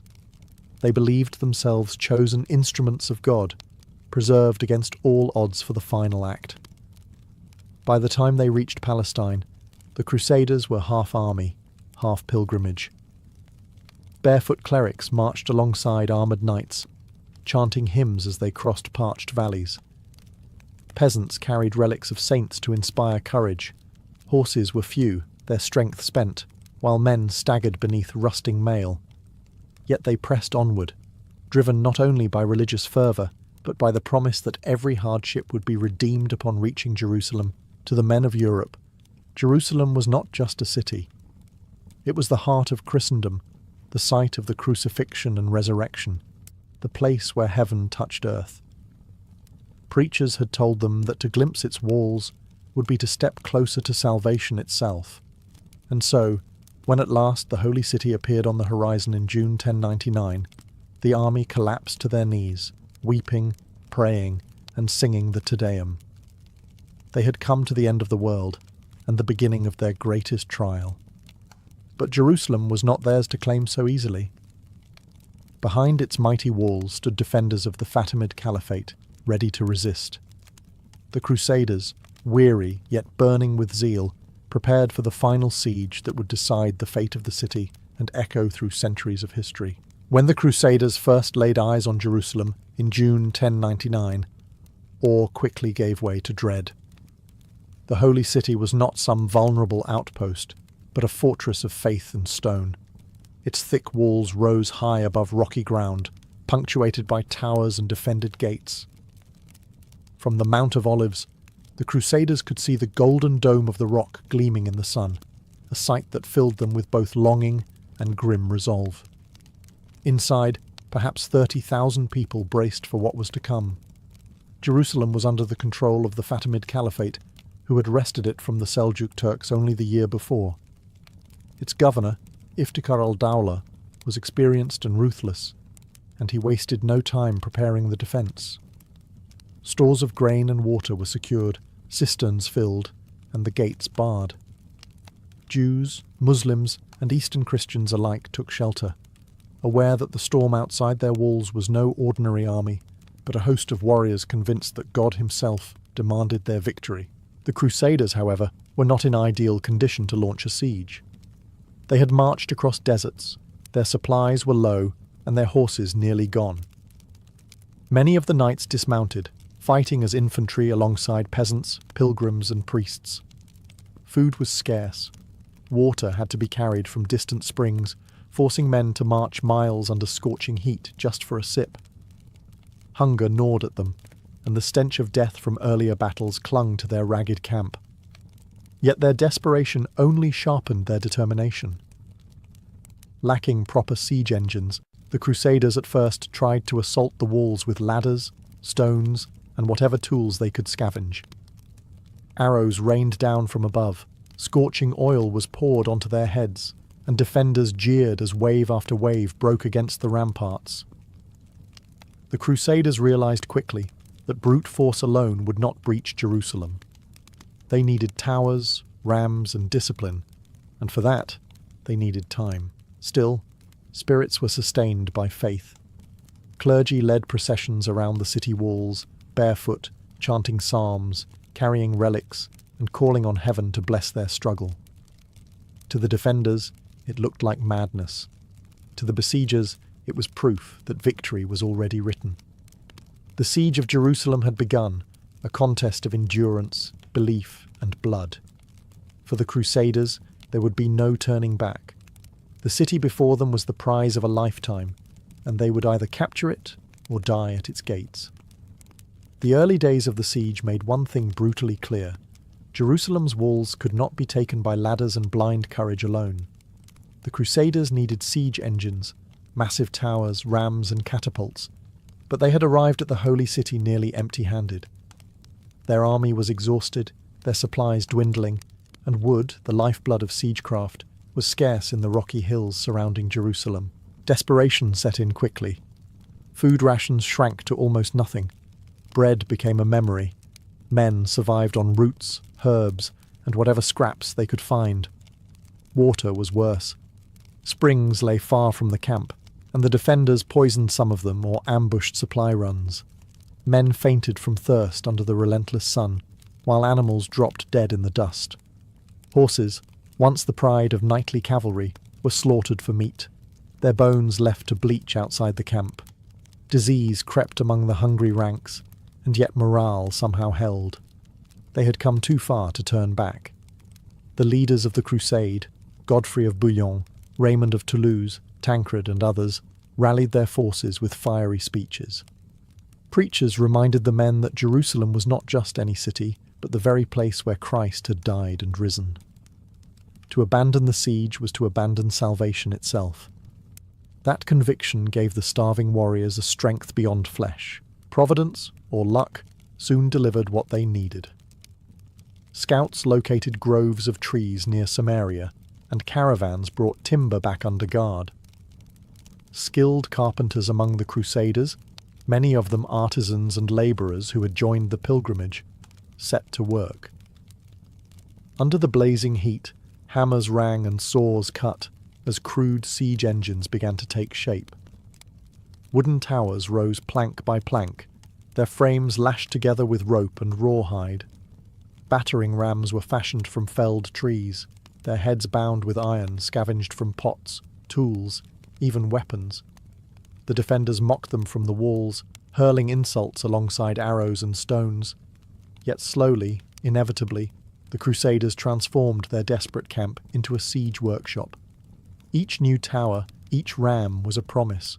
Soon the walls would be tested, not by naked courage, but by crafted machines. Still, time was against them. Hunger gnawed, thirst tormented, and the city loomed untaken. The Crusaders now stood on the knife edge of collapse or triumph, with Jerusalem's fate hanging on whether their towers could reach its proud ramparts. By early July 1099, the Crusaders were nearing breaking point. Hunger gnawed at their stomachs, water remained scarce, and the defenders of Jerusalem rained down arrows, stones, and scorn from the walls. The siege towers were rising, but morale wavered with each passing day. Then, when hope seemed thinnest, the leaders turned to faith, a weapon as powerful as any sword. Clergy and preachers proclaimed that the army's suffering was a divine test. To take the holy city, they declared, the Crusaders must purify themselves. On July 8th, barefoot and unarmed, thousands of soldiers, nobles, and priests marched in solemn procession around the city walls. Relics of saints were carried high, hymns were sung, and psalms echoed across the dry hills. At their head was Peter the Hermit, the fiery preacher whose voice had once stirred Europe to take up the cross. Now he led them in penance, reminding them that only repentance could win God's favour. From the battlements, Muslim defenders watched in disbelief as their enemies turned siege into spectacle. To them, it looked like madness, but to the Crusaders, the act was transformative. Men who had been bitter rivals wept together, confessed sins, and swore to fight with renewed unity. Chroniclers later wrote that the spectacle mirrored the biblical march around Jericho, and they believed, as those ancient walls had fallen, so too would Jerusalem's. The impact on morale was immediate. Soldiers returned to their labour on the towers with fresh zeal. Even the sick and weak found new energy, convinced heaven itself now walked beside them. Within days, a Genoese fleet arrived at Jaffa, bringing craftsmen, iron, and supplies. To the Crusaders, it seemed like divine confirmation that God had accepted their penance. The siege engines were strengthened, wheels bound in iron, hides stretched across frames to resist fire. Inside the city, defenders prepared for the coming storm. They filled jars with oil and pitch to hurl down on the towers, sharpened spears, and readied stones for their catapults. But outside the walls, the Crusaders' camp burned with holy fervour. The procession had changed the siege from a desperate gamble into a holy mission, giving starving men the conviction that the walls of Jerusalem would soon fall, not by strength alone, but by the will of God. On July 13th, 1099, the waiting ended. With siege towers complete and rams ready, the Crusaders launched their full assault on Jerusalem. Trumpets blared, drums beat, and cries of Deus vult, God wills it, rolled like thunder across the parched valley. Men who had starved for weeks now hurled themselves at the walls with a ferocity born of desperation and belief. The defenders met them with equal fury. Arrows hissed from the battlements, stones crashed down, and pots of burning oil and pitch exploded against wooden frames. The great siege towers creaked forward, groaning under the weight of men and armour. Every step was contested. Defenders set fire to bundles of brush, hoping to ignite the towers before they touched the walls. Crusaders rushed with buckets of water, shields overhead, dousing flames as quickly as they spread. Godfrey of Bouillon directed his tower against the northern wall, while Raymond of Toulouse pressed hard from the south. The strategy was simple: overwhelm the defenders with multiple points of attack, forcing them to scatter their strength.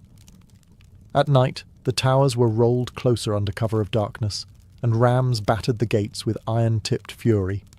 But the walls of Jerusalem, built to withstand empires, held firm. The fighting was relentless.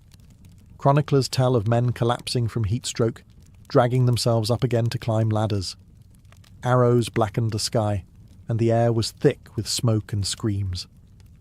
Crusaders hurled stones and bolts from the towers, trying to clear space on the ramparts for an assault. Defenders fought back with grappling hooks and poles, shoving ladders away, sending armoured men tumbling to their deaths. For 2 days, the battle raged without decisive progress. The Crusaders' engines burned, their soldiers faltered, and the defenders mocked their failure from the walls. But on July 15th, the tide turned. Godfrey's engineers mounted wheels on their tower, shifting its position in the night to a weaker section of wall near the northeast. When dawn came, the defenders found themselves facing the tower in a place where their fortifications were thin and vulnerable. The Crusaders pressed with renewed determination. The assault had become more than war. It was apocalypse, salvation, and vengeance bound together.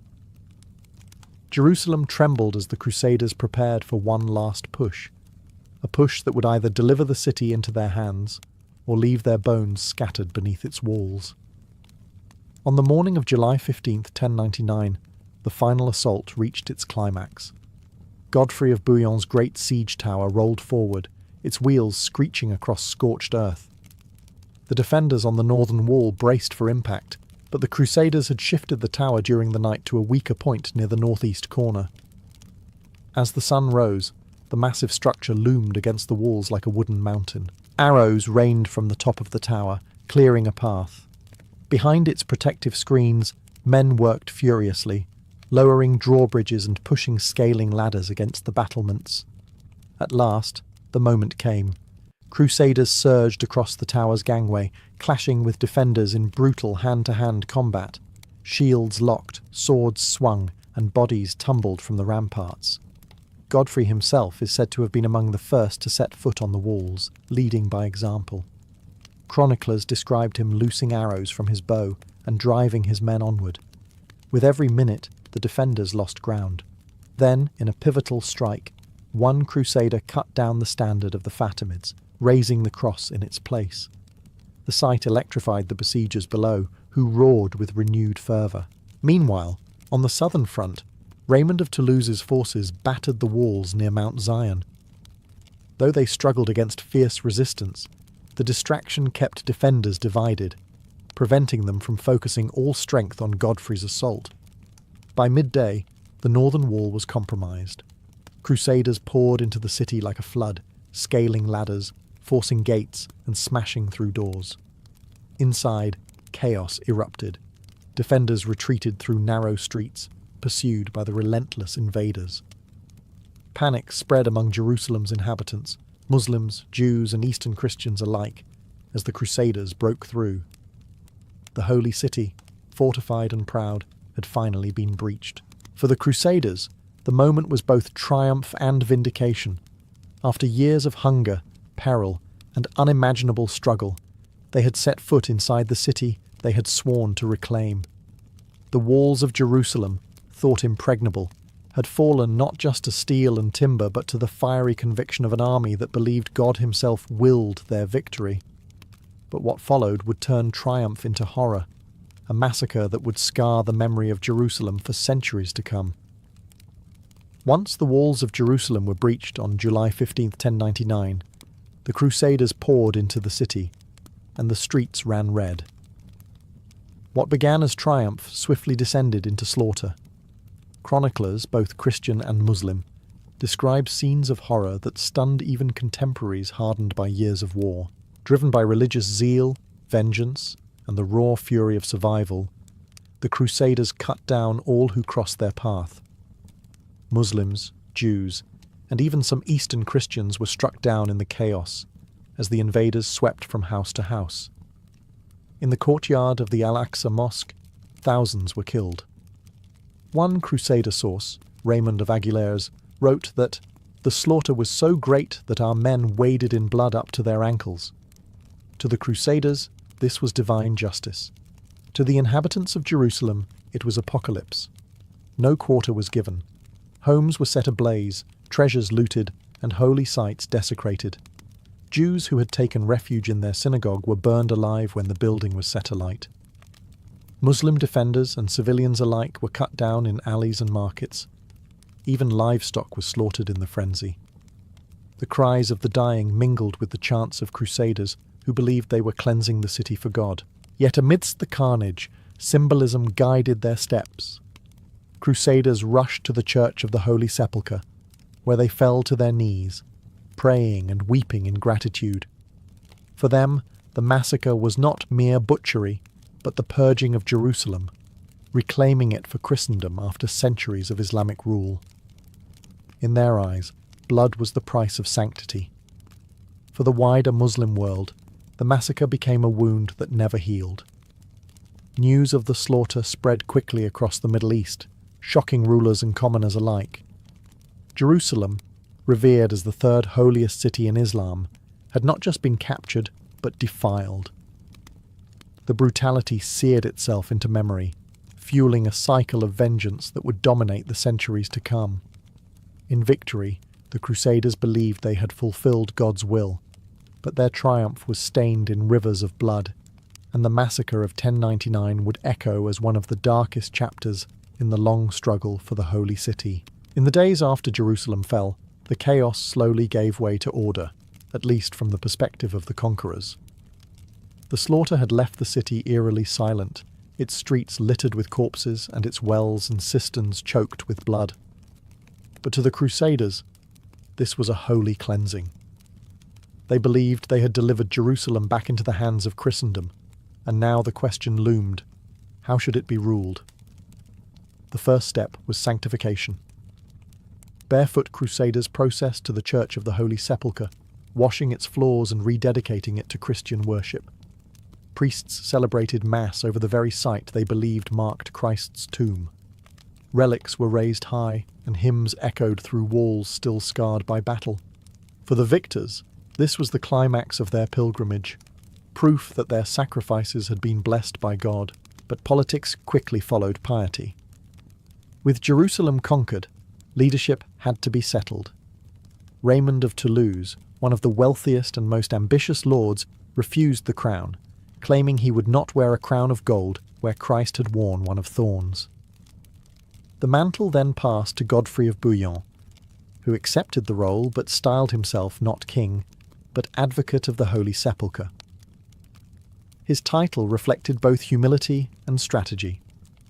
Jerusalem was to be seen not as a secular kingdom, but as the earthly stronghold of Christendom itself. Under this new Latin rule, Jerusalem was reshaped. Mosques were converted into churches, Islamic sacred spaces stripped of their treasures, and new laws enforced. The city became the heart of the Crusader states, a Latin Christian enclave carved into the Muslim world. Pilgrims from Europe now had a destination secured by knights, and the Crusaders began fortifying their conquest, aware that Muslim powers would not leave the loss unchallenged for long. Yet beneath the triumph lay fragility. The Crusader garrison was small, resources were thin, and enemies surrounded them. The Fatimid Caliphate to the south and the Seljuk Turks to the east both viewed Jerusalem's fall as intolerable. Though the city now bore the cross upon its towers, it would remain under constant threat. The establishment of Crusader rule was not the end of the struggle for Jerusalem, but the beginning of a new chapter, one that would define the relationship between Christian and Muslim powers for generations. The capture of Jerusalem in July 1099 was more than a military victory. It was an event that reshaped the medieval world. For the Crusaders, it was the fulfillment of a divine mission. After 3 brutal years of marching, starving and fighting, they had seized the holiest city in Christendom. Chroniclers in Europe hailed them as heroes, their triumph celebrated in churches from Rome to Paris. The First Crusade had succeeded beyond expectation, proving that Christendom could unite and achieve what seemed impossible. But to the Muslim world, the siege was a catastrophe. News of the massacre spread swiftly across Egypt, Syria, and beyond. Jerusalem, sacred to Islam as the site of the Prophet's night journey, had been bathed in blood. For many Muslims, the loss was both a humiliation and a call to arms. The memory of 1099 became a rallying point for resistance, shaping leaders like Zengi, Nur ad-Din, and ultimately Saladin, who would vow to restore the city to Islamic rule. For the Jewish communities of Jerusalem, the siege was an unspeakable tragedy. Many were slaughtered in the synagogue fires or hunted in the chaos, and survivors carried tales of horror into exile. Their suffering became another scar in the long story of persecution that marked Jewish life in the medieval world. Politically, the conquest created something new, the Latin Kingdom of Jerusalem. With Godfrey of Bouillon as its first ruler, the city became the capital of the Crusader states, fragile outposts of Western Christendom in the heart of the Middle East. Castles rose on the hills, knights garrisoned the roads, and pilgrims began streaming toward the Holy Sepulchre under the protection of their fellow Christians. Yet the kingdom was always precarious, surrounded by hostile powers and dependent on reinforcements from Europe. Culturally, the siege hardened attitudes on both sides. In Europe, tales of miraculous victories fueled the idea that God's hand guided the Crusades. In the Islamic world, the massacre of Jerusalem burned into collective memory as a crime demanding vengeance. The clash of faiths became more than territorial. It was spiritual, existential, and destined to last for centuries. The siege of 1099 was not just the bloody capture of a city. It was the spark that ignited 200 years of crusades, a cycle of holy war and reprisal that would scar the medieval world. Jerusalem had been taken, but peace had been lost. Its stones still bore the weight of both victory and vengeance, a legacy that endures in history's memory.